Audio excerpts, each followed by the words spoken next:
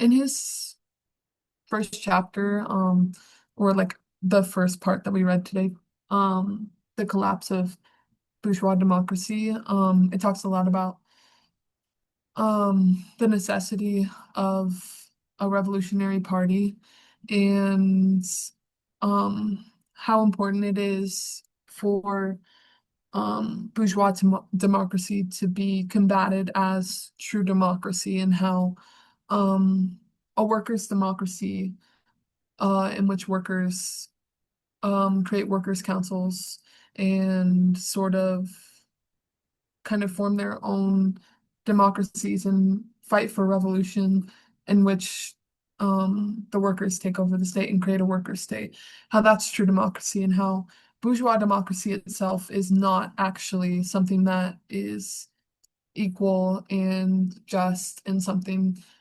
um that where the people and the workers actually get to decide um what what happens. And I think that's really been kind of emphasized over um, these last almost 2 years of genocide, in which we've had no say in whether the US sends weapons to Israel, or whether ICE kidnaps people, or all these different things. We don't actually have any say in it. And I think the democratic process of bourgeois democracy, as Trotsky talks about here, is really more of a facade to make people feel like they have more, um, I guess, of a say in our society. And but we know that the ruling class under capitalism is the one who makes these decisions, and democracy, true democracy, is where um, the working class is able to assert its dominance and actually um, make decisions in the working class's interests and not in the ruling class's interests. Um, what else was I going to say? Uh,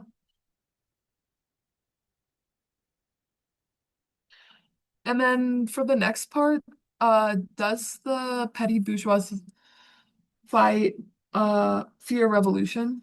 Um, the middle class a lot of times is portrayed as kind of fearing revolution and fearing struggle, and as something that will kind of scare them off. But as Trotsky talks a lot about through the second half of this text, he kind of says that the middle class can be won over to um to working class politics and to working class revolution.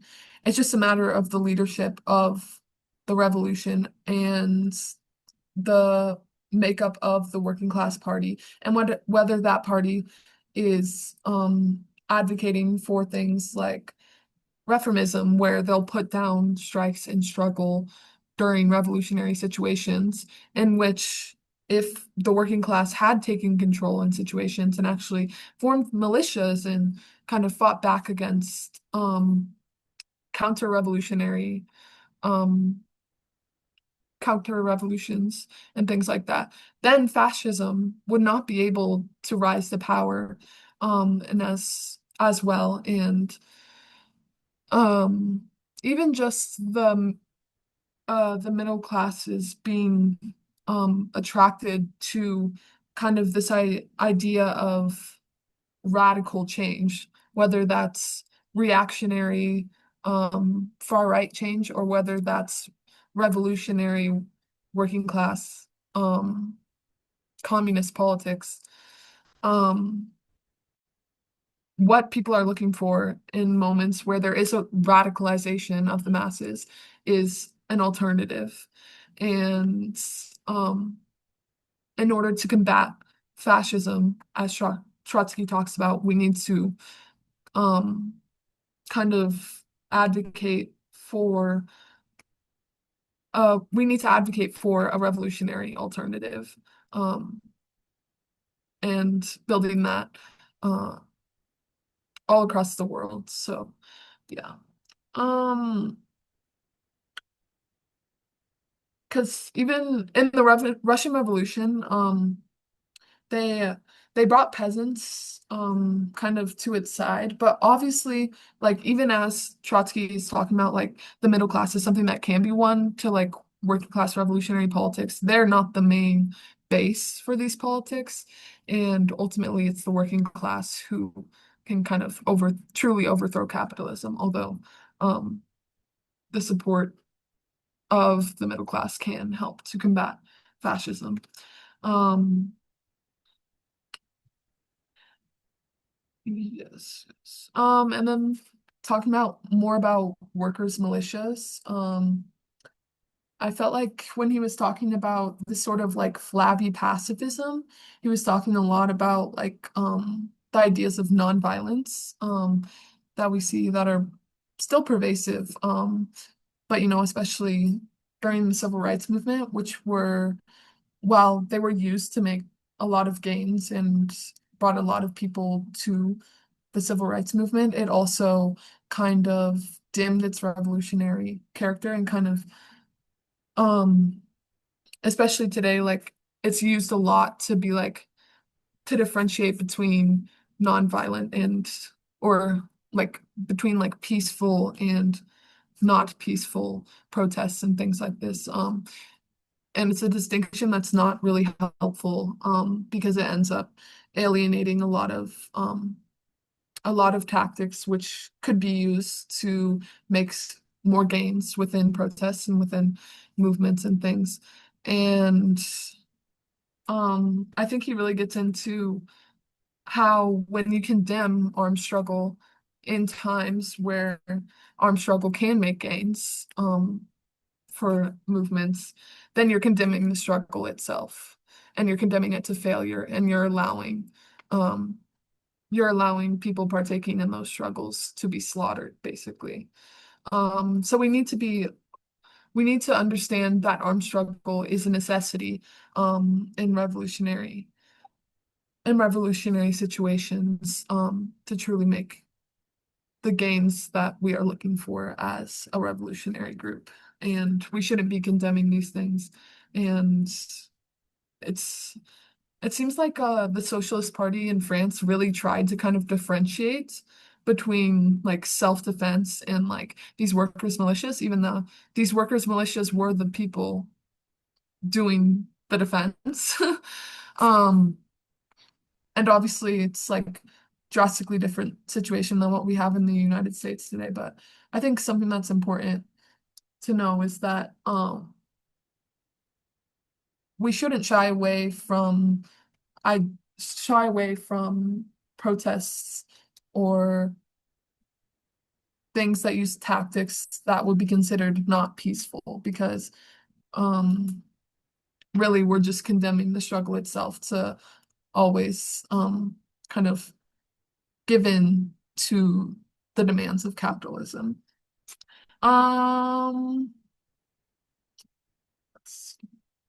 I also think we talked about this text in the intro study group, and it was really interesting just talking about like um the working class and having arms because in the US it's like the working class does not have any shortage of arms. But I think it's really interesting looking at um looking at this text and kind of seeing how the situation is probably a bit different, especially back then, and outside of the United States. Um, but I think something that's more important is that Trotsky really emphasizes is that part of the strategy is of winning revolution is armed struggle, but also it's about it's about winning people to your side. It's about creating a political movement that can actually combat fascism, that can combat reactionary, um, far right elements of the working class and can win people over to socialism. and the ideas of socialism. And that is a major part of the strategy. And you can't have armed struggle without building a working class that is class conscious um and realizes its power and realizes its ability to overthrow capitalism and realizes its importance to capital and also have um without and you can't have that um you can't win revolution without ideas, but you also can't win it without armed struggle. So it needs to be a balance of these things, and I think it's important not to overemphasize that or like I guess over romanticize violence and the current moment we're in. Um, but also knowing that violence itself is not a tactic that we should be rolling out as socialists. Um, yeah, and I think he puts it really well and when he said we should not allow ourselves to be slaughtered and if we have the opportunity to defend our fellow worker, then we should take that opportunity. Um And I also think something that's important is fascists will definitely be organized when, um, fascist movements arise. And as the left, we need to be organized to fight back against that. But also, um, you know, it can't, like, again, it can't be combated with just words, like a lot of reformist parties will kind of, or organizations will kind of try to do in times of struggle. And it takes continued mobilization, continued strategy, and um, to really to really win socialism because the capitalists have a lot of resources and a lot of things that give them an advantage, but we also have the power workers' power, which is that there are more workers than there is more of the working class than there is of the ruling class. And so revolution is definitely possible, even despite the resources that fascists and the state may have.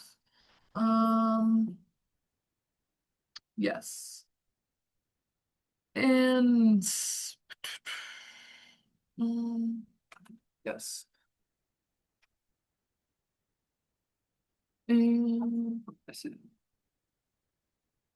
Um, I also think something that was really interesting is he talks about in the final part of it how fascism kind of comes from the radicalization of the masses itself and how fascism really does arise out of revolutionary situations or at least like a mass radicalization. Um, and it's the failure of that revolutionary situation itself to pull people over to the left, which actually creates the conditions for fascism to arise. And I think that's something that's really important because a lot of times the power of fascism, um, like the power of fascism relies on the power of radicalization and of workers looking for an alternative. And it's about building an organization that can kind of offer a alternative to these fascists and actually win people away. And um it's about not putting down workers' struggle, um, but bringing it up. And as a revolutionary party, like a lot of times, he talks a lot about Germany and how in Germany there was a communist party that tended to be um, had a lot of like Rosa Luxemburg talks a lot about it a lot in Reform and Revolution, but um, there was a lot of like reformist elements of the party itself, um, which kind of led to the downfall of the revolution. Um, because when you have a party that is advocating against worker struggle, um, then and this party is influential and it has kind of been leading the struggle, then worker struggle can easily be put out by this leadership, which serves um, not for the interests of the workers, but serves still for the capitalist state because of its reformist tendencies and all of these things. Um, so it's important to builds a revolutionary organization which is outside of these to advocate for workers and to kind of bring workers to the point where they can create a worker state and can win workers over to revolution rather than reformism. Um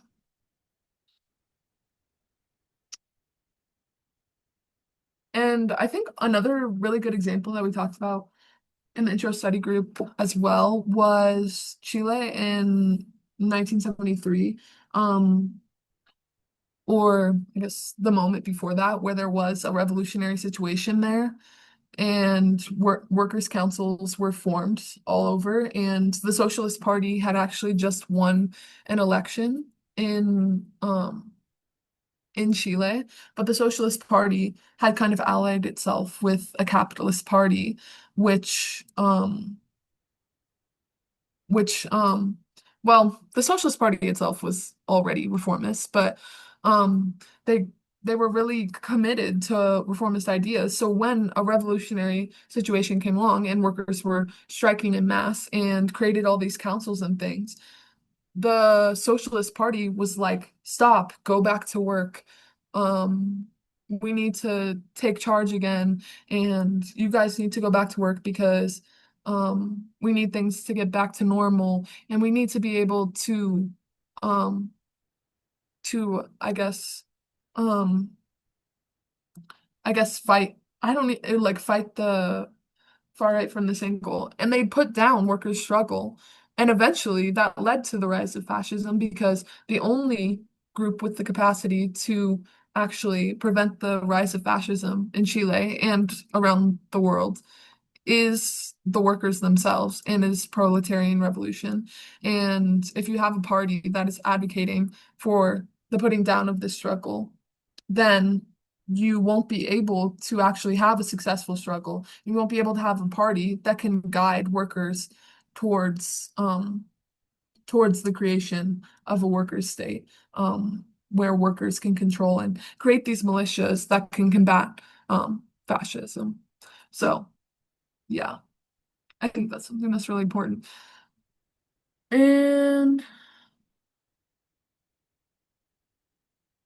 Uh, yeah, and I think obviously, like reading this text, we're a really far way from when Trotsky wrote this, and um, you know, the Russian Revolution was over 100 years ago now, and in order to fight for a successful revolutionary situation, we require strategy, but also the strategy that Trotsky is talking about right now is not something that we as like a small revolutionary organization can actually advocate for in this current moment because we're in the US and we don't have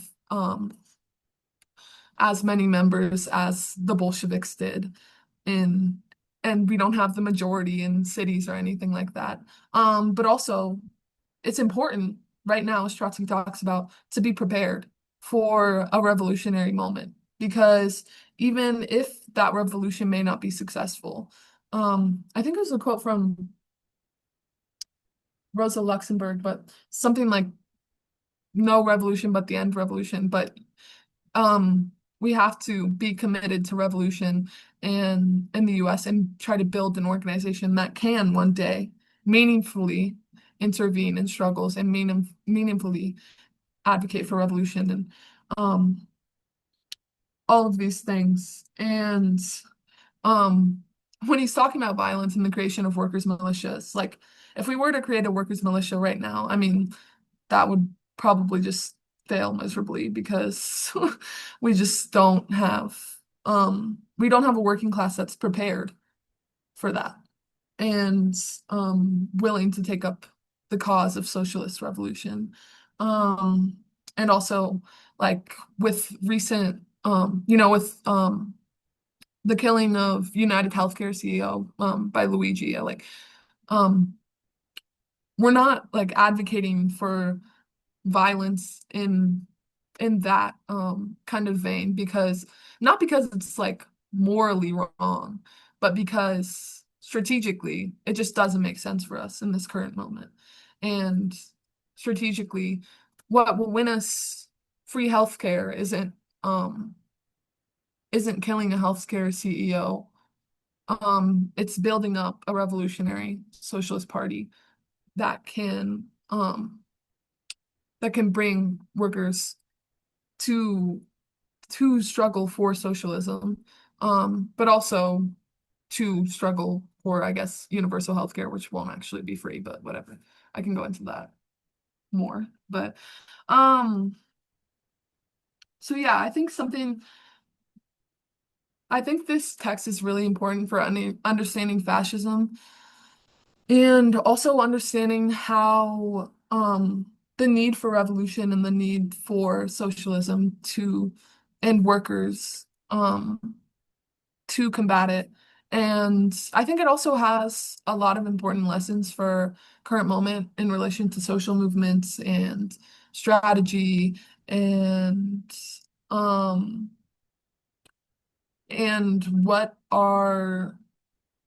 we should be the ideas we should be spreading as a revolutionary group. And I think it's a really important text. Oh, I had a photo. I forgot. This is of the Minneapolis Teamster strike.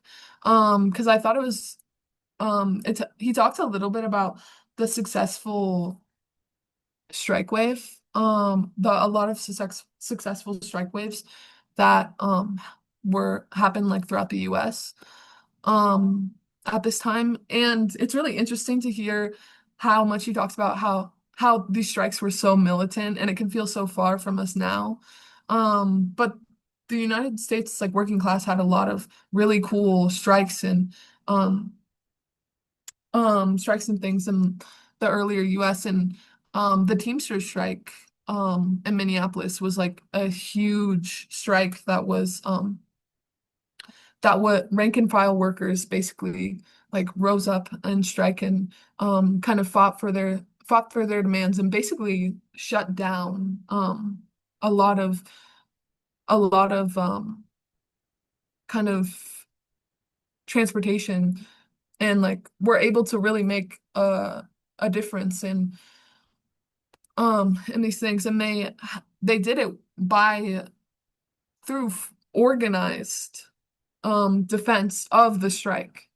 And when we look at strikes today, um, they need to be, for them to really have a character, a revolutionary character, they need to be led by rank and file workers themselves. And they need to be kind of uh, democratic and really able to fight back against the forces that the state will bring against the strike. And a part of that is, you know, things like workers' militias, um, which will combat um, the idea that uh, leading workers to the slaughter, basically. Um, so yeah, that's basically all I have. It was gonna be part of the last picture was gonna be part of a bigger thought, but I forgot about it. So, um, but yeah, the Teamsters strike and a lot of the United States are a lot more, they have the capacity to be a lot more radical and revolutionary than we might think. So, something that's important to remember is that revolution is possible in the United States. So,